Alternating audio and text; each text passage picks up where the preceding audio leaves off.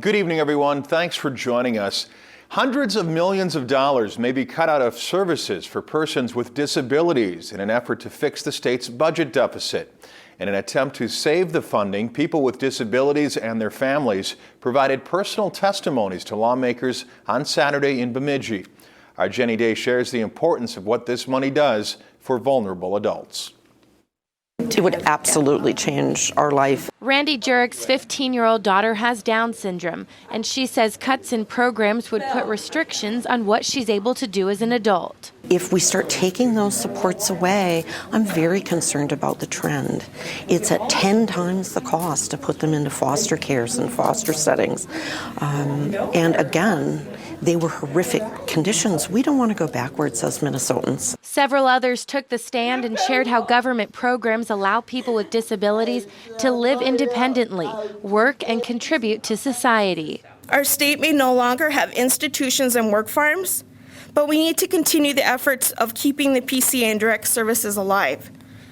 We need to do better and not step backwards by cutting programs. Bradley Olson is another success story. He has autism, but because of specific programs, he's been able to graduate from high school and the Northwest Technical College and now has 2 jobs that he's proud of. All of this I've been able to achieve because of a variety of services by different state and federal programs, which I hope will not be eliminated. It was the ARC of Minnesota, an advocacy organization for people with intellectual and developmental disabilities, that set up this town hall meeting to connect public officials with people who would be directly impacted by cuts. We want to empower persons with disabilities to have control over the resources available to them. Representative Dave Hancock says he'd like to find a way to move Minnesota forward in an economically stable way, because he now has a better understanding of the impact current legislative proposals would have on individuals and families with disabilities. It's about maximizing self-worth.